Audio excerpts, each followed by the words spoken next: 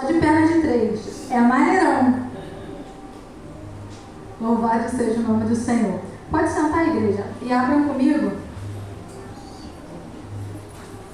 no Evangelho de Jesus segundo escreveu João, capítulo 8.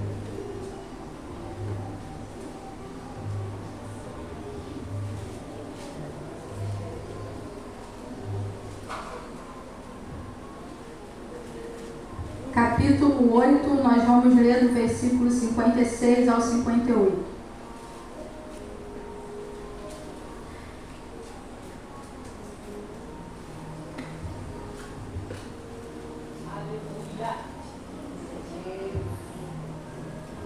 E diz assim a palavra do Senhor: Abraão, pai de vocês, regozijou-se porque veria o meu dia, ele o viu e alegrou-se. Você ainda não tem nem 50 anos e viu Abraão? Respondeu Jesus: Eu lhes afirmo que antes de Abraão nascer, eu sou.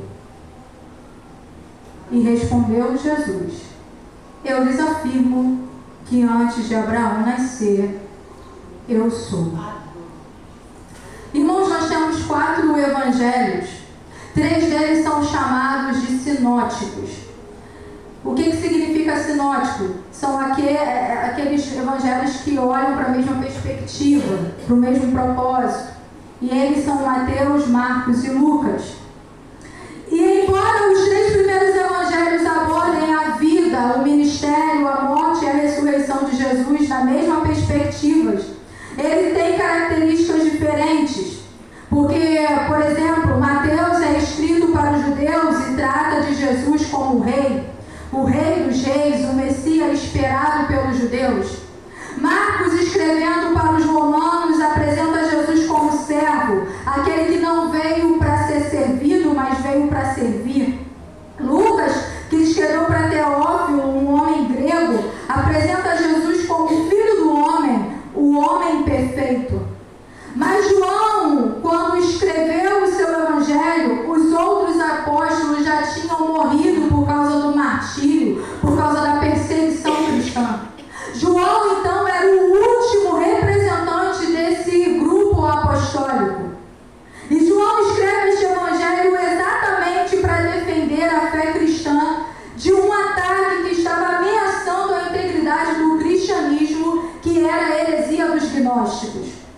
Os gnósticos acreditavam que a matéria, o corpo é má e o espírito é bom. E por isso eles não acreditavam na criação, na encarnação e nem na ressurreição de Jesus Cristo. E com isso eles estavam pregando que Jesus não poderia ser 100% homem e ser 100% Deus. Ou seja, eles negavam a divindade do Senhor Jesus Cristo. João, como um apologeta, escreve este evangelho exatamente para mostrar uma grande tese do cristianismo, que é a divindade do Senhor Jesus Cristo. Com isso, ele reúne todo o seu conteúdo para provar essa tese. E de que maneira João faz isso? Ele vai selecionar neste evangelho, no evangelho de João, 7 milagres que Jesus realizou. No capítulo 2, Jesus transforma a água em vinho. No capítulo 4, Jesus cura o filho de um oficial. No capítulo 5, Jesus cura o paralítico de Betesda. No capítulo 6, Jesus multiplica pães e peixes. E ainda no capítulo 6, Jesus anda sobre as águas. No capítulo 9, Jesus cura um cego de nascença. E no capítulo 11, Jesus ressuscita Lázaro. Então, se Jesus faz as obras de Deus, logo então ele é Deus. Mas João vai reunir também um outro material para provar a sua tese de que Jesus Cristo é verdadeiramente Deus. João vai mostrar que ele não apenas faz as mesmas obras de Deus, como ele também tem os mesmos atributos de Deus, é da mesma essência de Deus, é da mesma natureza de Deus. E João começa este evangelho no capítulo 1, versículo 1, dizendo: no princípio era aquele que é a palavra. Ele estava com Deus e era Deus. Só que agora, aqui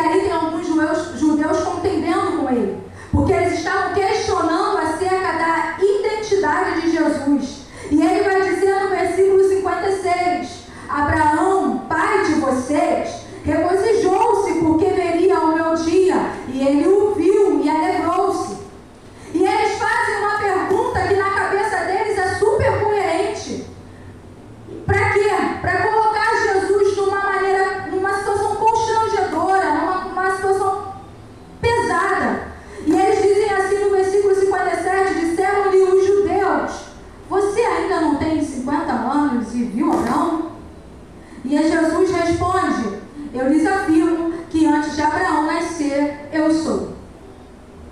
E afirmar isso, meus irmãos, antes de Abraão nascer, eu sou, é verdadeiramente um absurdo para a nossa mente humana. E aqui no Evangelho de João, Jesus faz 7 declarações dizendo, eu sou. E o que significa eu sou? Deus, no Antigo Testamento, usa vários nomes. Ele é Adonai, Ele é El Elohim, Ele é El Shaddai, Ele é Jeová Jireh, Jeová Nissi, Jeová Rapha, Jeová Shalom, e por aí vai.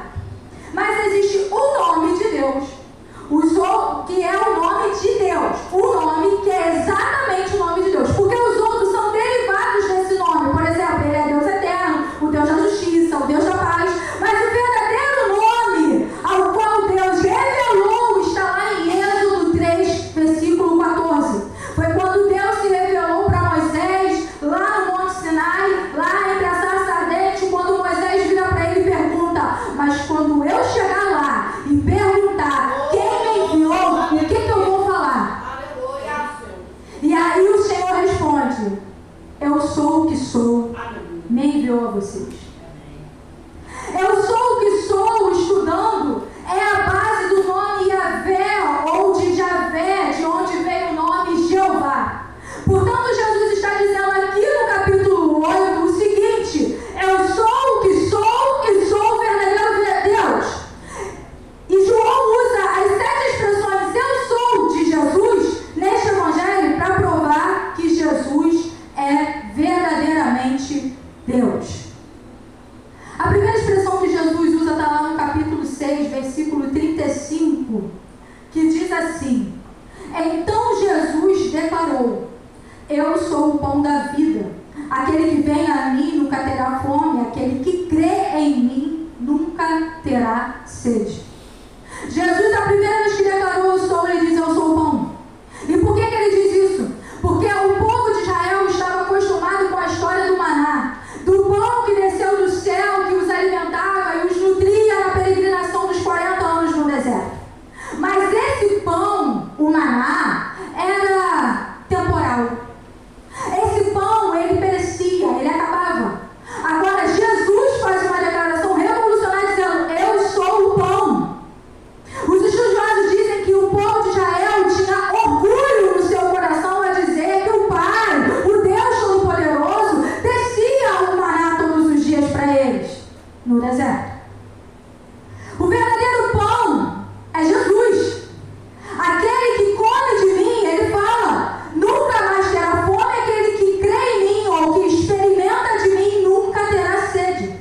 Jesus é o pão que veio nos nutrir, não apenas por um tempo, não é temporal, mas por toda a eternidade. Se nós nos nutrirmos de Jesus, nós temos vida eterna com Ele. E por isso, nós nunca mais teremos fome, nunca mais teremos sede. Ele é o único que pode dar sentido na nossa história e sentido para a nossa vida. Aquele maná que os judeus com muito orgulho diziam, apontava para Cristo, porque aquele maná é um símbolo. Mas Cristo é o pão verdadeiro. E o pão que nos sacia, o pão que nos satisfaz. Nenhuma outra coisa pode nos satisfazer. O dinheiro não satisfaz, o prazer não satisfaz, o sucesso não satisfaz, mas disso, nada disso, que é temporal, que satisfaz momentaneamente, aqui, nesse plano terreno, pode satisfazer a nossa alma. Só Jesus pode satisfazer a nossa alma, porque Ele é suficiente. Quando nós dizemos assim, no Salmo 23, que diz, o Senhor é meu pastor e de nada eu terei falta, eu estou afirmando que Jesus é suficiente. Mas não tem comida, não tem pão na minha casa, mas Jesus é suficiente. Mas o meu marido saiu de casa, mas Jesus é o pão que te alimenta, Ele é suficiente. Ele é suficiente. A segunda expressão que Jesus usa, o eu sou, no Evangelho de João, se encontra no capítulo 8, versículo 12, quando ele diz assim, falando novamente ao povo, Jesus disse, eu sou a luz do mundo, quem me segue nunca andará em trevas, mas terá luz da vida. Eu sou a luz do mundo. E ele afirma, eu sou. Ele não está dizendo assim, eu fui, eu serei. Não, ele está afirmando, eu sou a luz do mundo. Ele é a verdadeira luz que veio ao mundo para iluminar todo homem. Ele é o único que pode iluminar os corredores escuros da nossa alma. Ele é o único que pode arrancar a gente do império das trevas e transportar para a sua maravilhosa luz. Só ele pode fazer isso. Então quem caminha com ele tem direção. Quem caminha com ele tem segurança. Aquele que caminha com ele consegue ver os perigos da estrada, porque ele é luz e luz aponta perigos. A luz aponta a direção. A luz nos mostra o que é certo e o que é errado. A luz nos dá segurança. A luz é sinônimo de verdade e a luz também é sinônimo de santidade. Aleluia, glória a Deus. A luz é aquilo que representa a vida, porque não há vida sem luz. Se andamos com Jesus, diz o texto, nós não andaremos em trevas, nós não tropeçaremos, nós não vamos errar o caminho, porque Ele é a luz. Lâmpada para os meus pés é a tua palavra e luz para os meus caminhos. Ele é a luz. A terceira afirmação de Jesus, do eu sou, está no capítulo 10, versículo 9, que diz: eu sou a porta, quem entra por mim será salvo, entrará e sairá e encontrará pastagem. E essa afirmação nos traz três verdades que o Senhor Jesus nos apresenta. Primeiro, Ele é a porta da salvação, porque Ele diz, eu sou a porta, quem entra por mim será salvo. Não existe outra porta.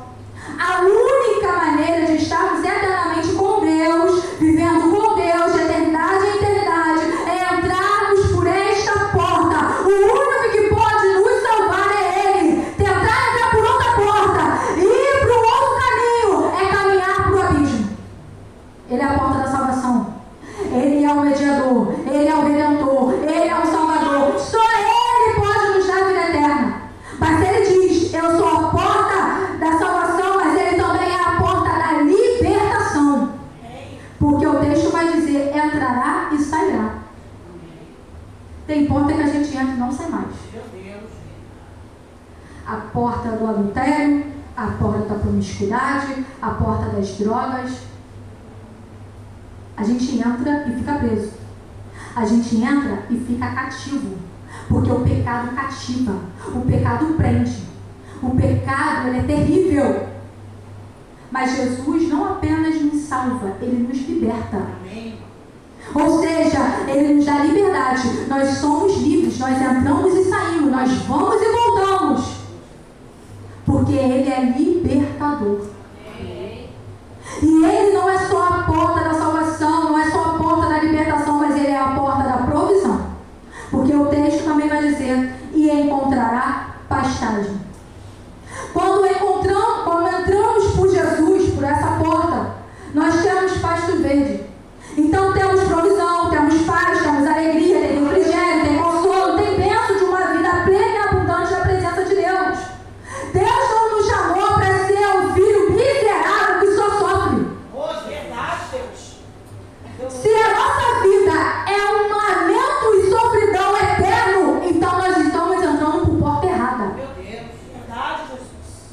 Porque Jesus, quando faz a obra, Ele faz por completo. Aleluia. Mas, Suzana, eu estou cheio de problema. Eu também tenho cheio de problema. Só Deus sabe como é que eu subi aqui hoje. Hoje mesmo, meu coração estava só o sangue do Cordeiro. Mas não é sobre o que eu estou sentindo. Não é sobre o que eu estou passando. Não é sobre o que falaram para mim. É sobre quem Ele é. Porque quando eu entrei por essa porta, Ele me libertou da depressão. Ele me libertou da crise de ansiedade. Ele me curou da epilepsia. E eu não estou dizendo que todo mundo vai ser curado de uma epilepsia, mas Ele me curou. Quando eu entrei por essa porta, Ele começou a abrir mim. Eu, quando vim pra cá, eu queria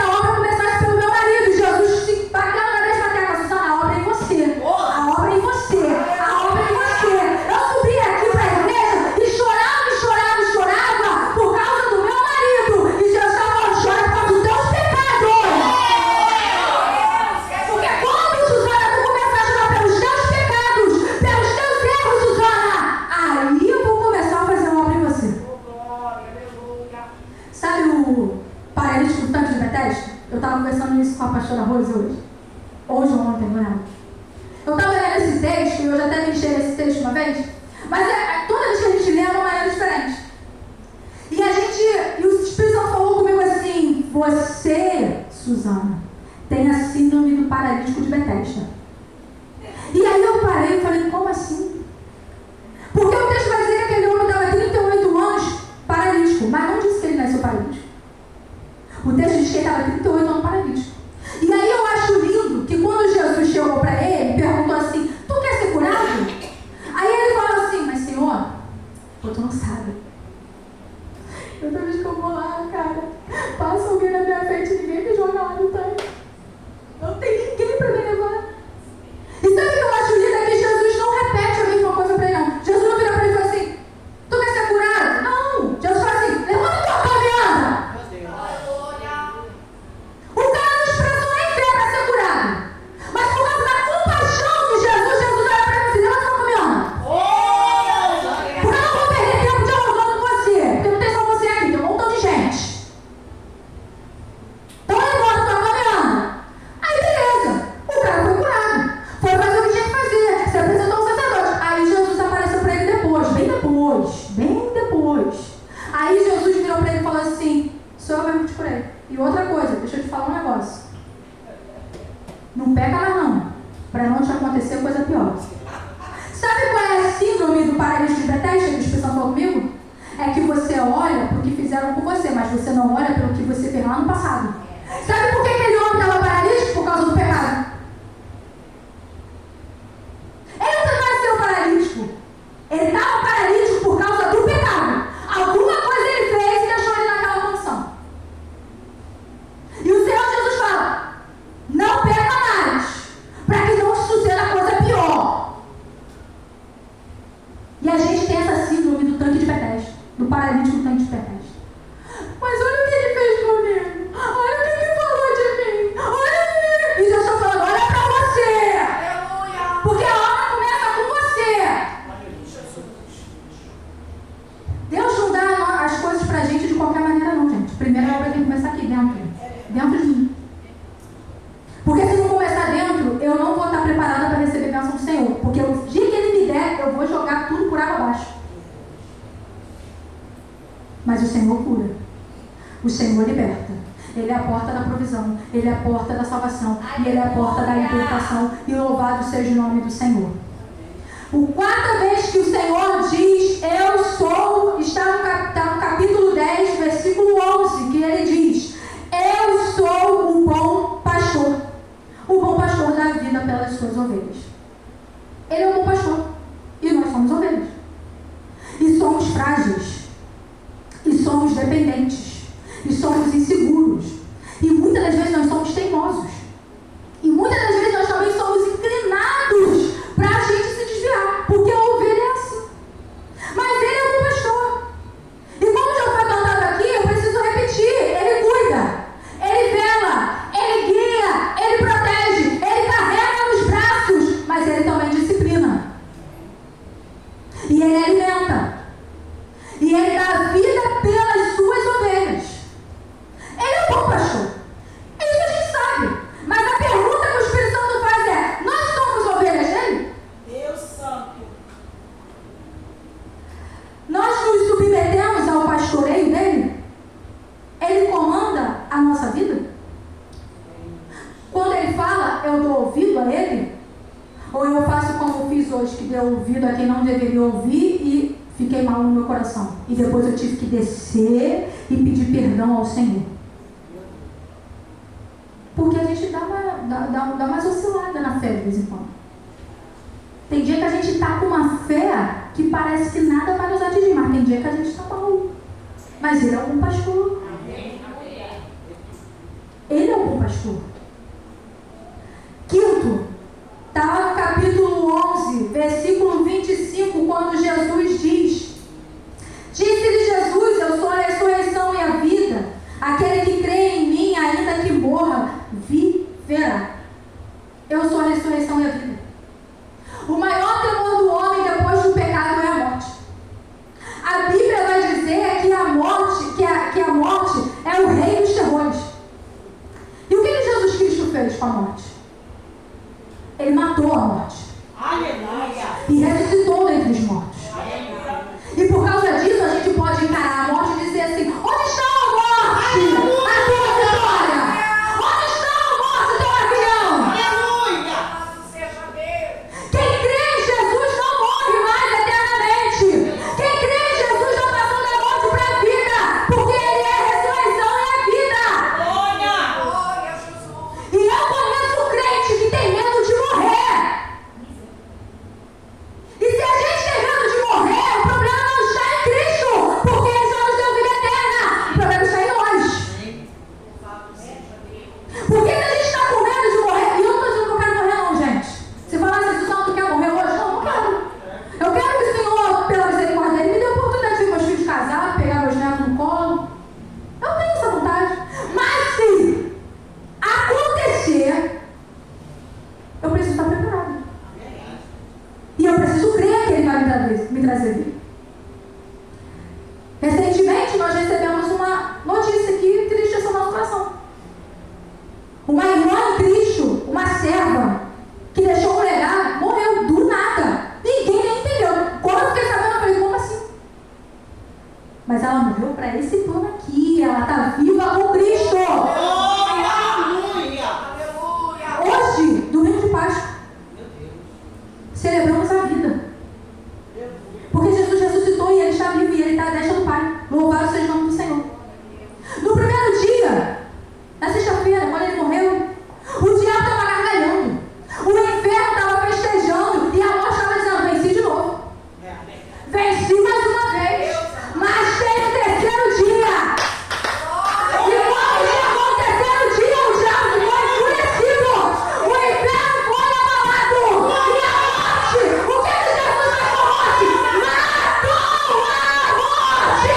Porque nós somos livres e temos vida. E vida com abundância em Cristo Jesus. Glória. Amém. Me entristece o coração ver tanto crente murmurando, dizendo: a minha vida não serve pra nada. Ei! A sua vida é preciosa, tão preciosa que Ele morreu e ressuscitou por causa de nós, que nem vale um centavo. Aleluia.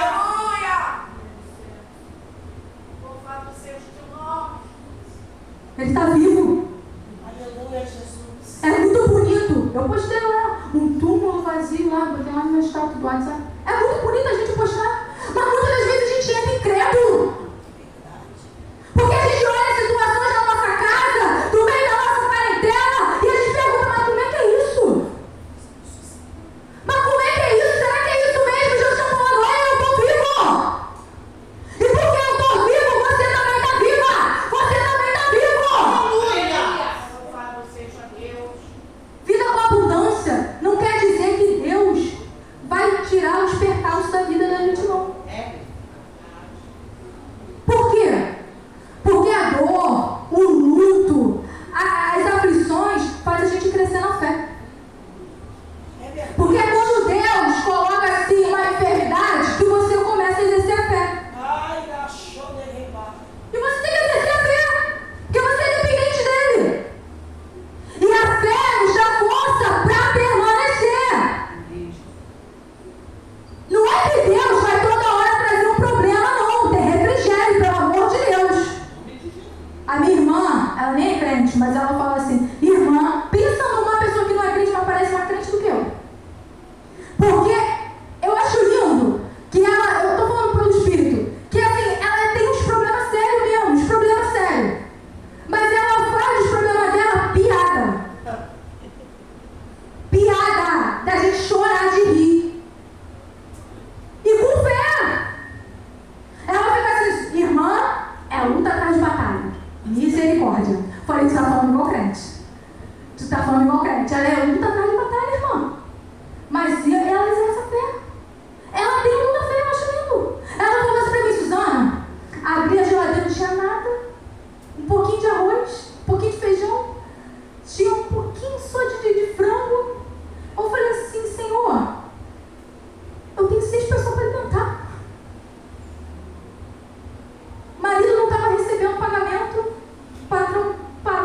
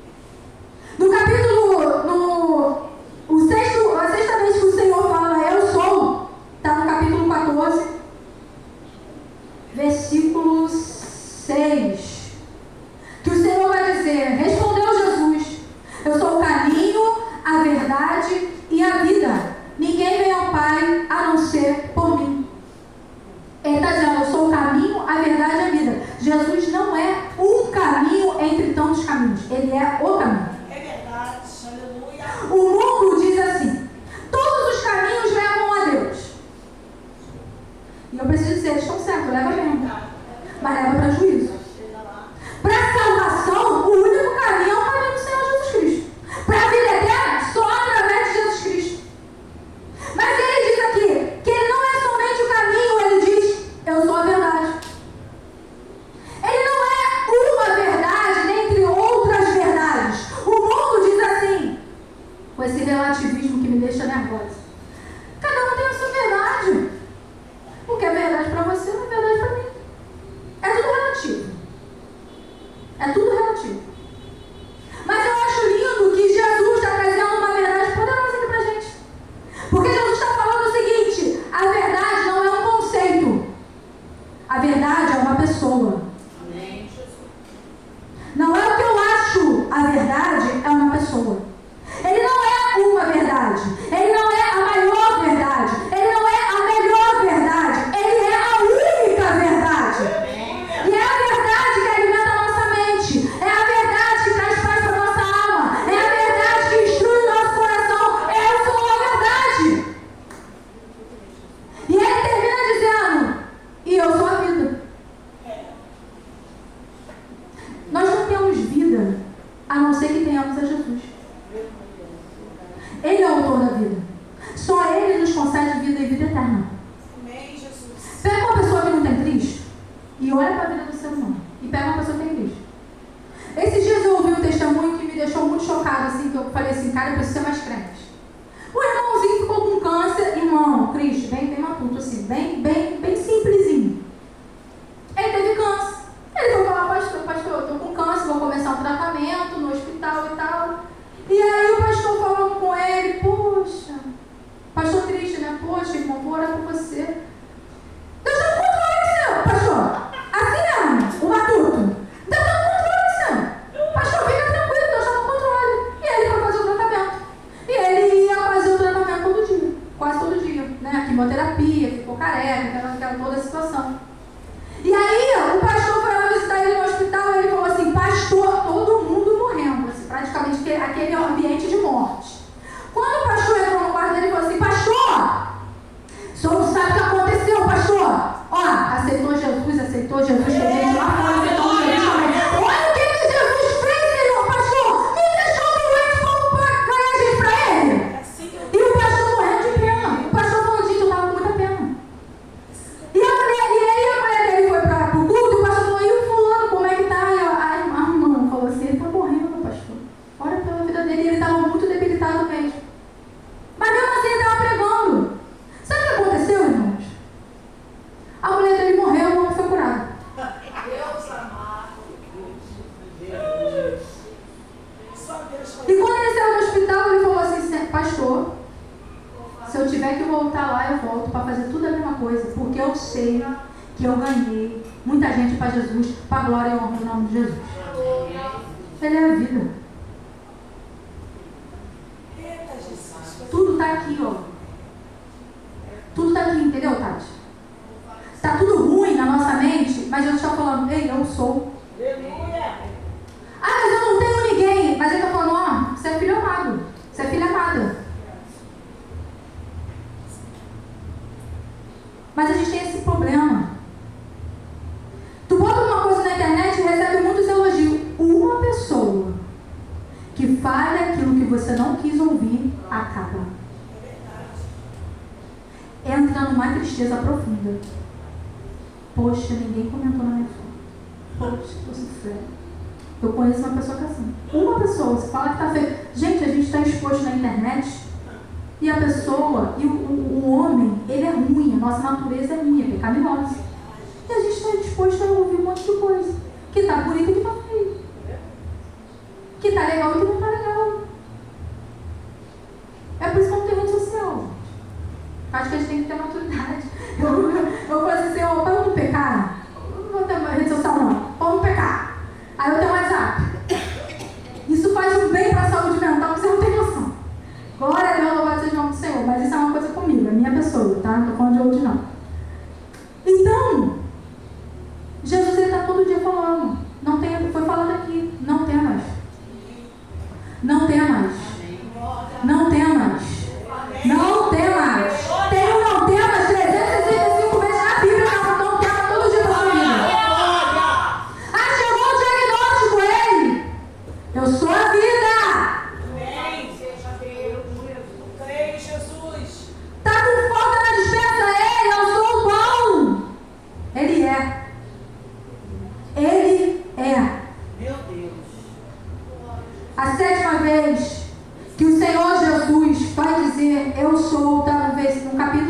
versículo 1, onde ele diz: eu sou a videira verdadeira e o meu pai é o agricultor.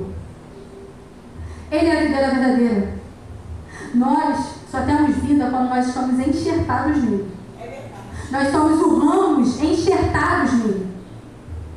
Ele é a videira. Eu fui enxertada. O que é ser enxertado? É quando você pega uma plantinha que não tem nada a ver. Aí você vai lá e prende naquele corta, faz um cortezinho assim, encaixa, enrola. Aí você está enxertado ali. A salvação não veio para a gente, não. A salvação veio para os judeus primeiro. Eles rejeitaram. Mas o Senhor, pela sua infinita misericórdia, nos enxertou. Tem noção que é isso? Tem noção que é a gente dizer: eu sou enxertado em Cristo? Para muitos a adoção é um problema, para mim a adoção é solução. Aleluia! Ele me adotou.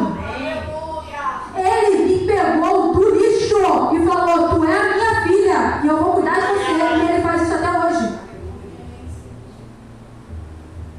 A seiva que nos nutre não vem de nós mesmos. A seiva que nos nutre vem dele. E o Pai, está dizendo aqui o texto, o Pai é o agricultor. Ou seja, nós somos enxertados nele para produzir fruto, para produzir mais fruto, para produzir muito fruto para a glória de Deus. E é na medida ao qual nós vamos produzindo muito fruto que o Pai, que é o agricultor, é glorificado. Mas a pergunta é: que fruto que eu estou dando para Deus? Quais são as minhas práticas dentro da minha casa, no meu ambiente de trabalho e quando eu estou em sociedade? Quais são os frutos que eu dou para o meu Senhor? Porque se eu estou enxertada em Cristo, eu tenho que produzir fruto. Porque se a gente for parar para ler o texto, ele vai dizer que aquele que não dá fruto, ele pega e lança no fogo. Mas Jesus rejeita? Rejeita. Rejeita porque aquele que não faz a vontade do Pai é rejeitado. Então não adianta a gente estar enxertado na igreja.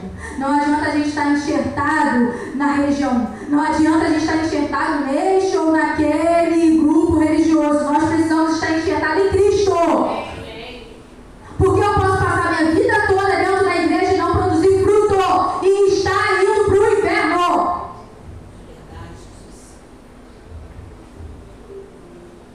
Qual é o nosso papel como igreja? Mediante a tudo isso que o Senhor tem ministrado na nossa vida. Dessas 7 declarações, uma delas, o Senhor reparte com a igreja. Porque ele disse em João 8, versículo 12, eu sou a luz do mundo. E em Mateus 5, versículo 14, ele disse, vocês são a luz do mundo. Ele nunca disse para a igreja assim, vocês são o pão da vida. Ele nunca disse, vocês são a porta, vocês são o bom pastor, vocês são a ressurreição e a vida, vocês são o caminho, a verdade e a vida, vocês são a videira verdadeira. Não, Jesus nunca disse isso. Mas Jesus disse que nós somos a luz do mundo. E como é que a gente entende isso? O sol brilha. O sol brilha. E por que o sol brilha? Porque ele tem luz própria. Jesus brilha? Jesus também brilha. E por que Jesus brilha? Porque ele é o sol da justiça. Agora, a lua brilha? Não. A lua não brilha. Por que a lua não brilha? Porque a lua não tem luz própria. Então, como é que a lua ilumina a terra? Quando ela reflete a luz do sol. A igreja não é a luz do mundo na mesma proporção que Cristo é. Nunca será. Porque a igreja não tem luz própria. A igreja é a luz do mundo na medida em que ela reflete ao mundo a luz de Cristo. Amém. Qual é o nosso papel como igreja? É refletir a luz de Cristo e tornar Cristo conhecido através de nós. Eu quero aproveitar aqui que o meu esposo chegou e eu quero pedir perdão ao meu marido. Eu já tinha pedido perdão a ele, mas eu quero pedir perdão ao meu marido. Giovanni, tu me perdoa? Amém. Glória a Deus.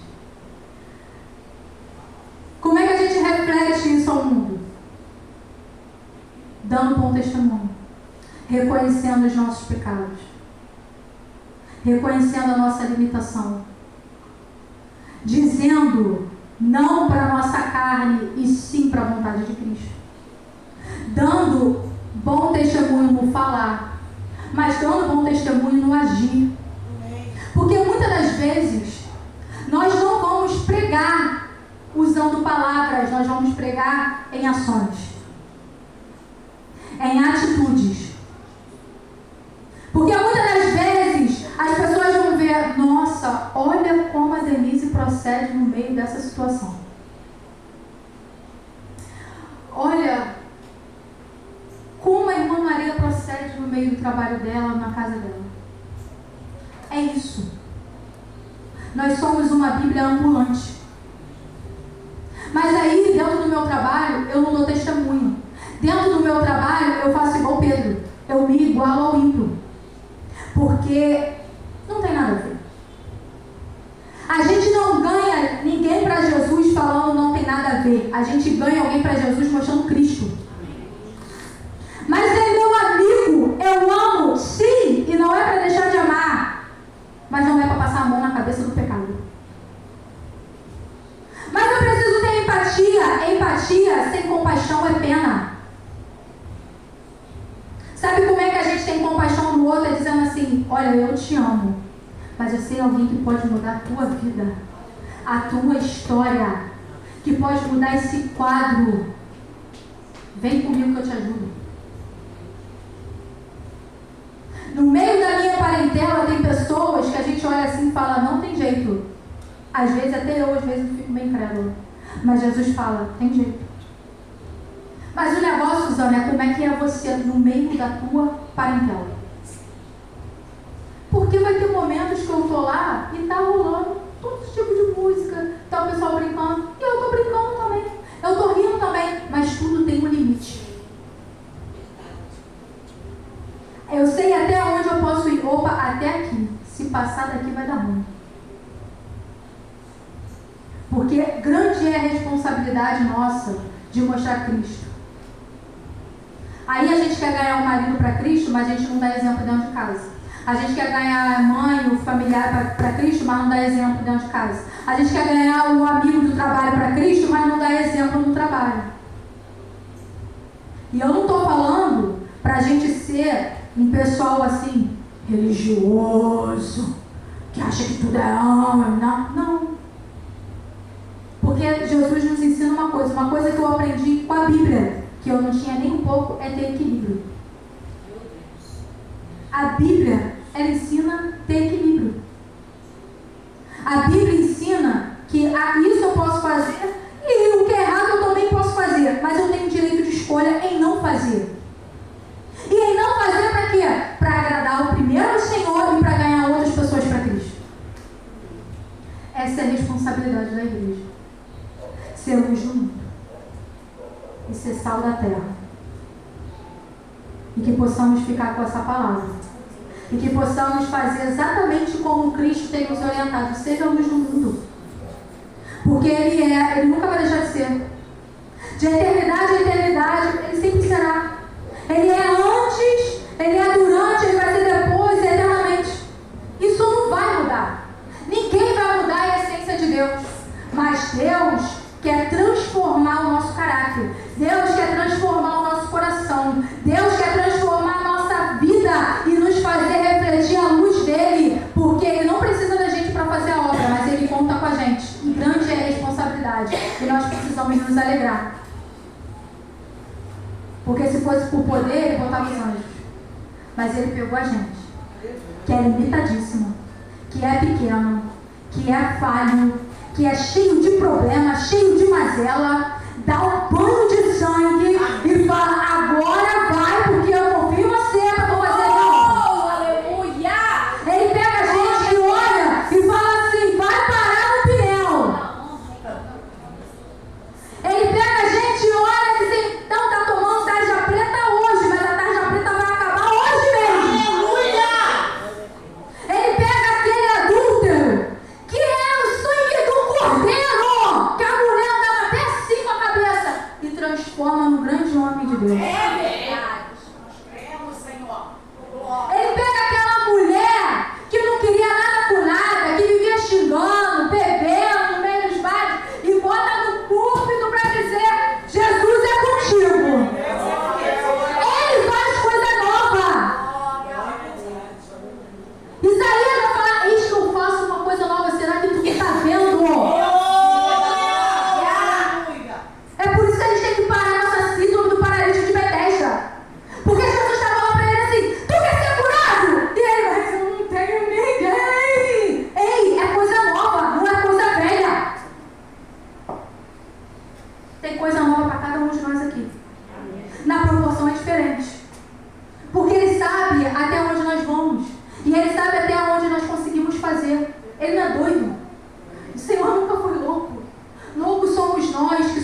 muitas vezes incrédulos naquilo que ele falou.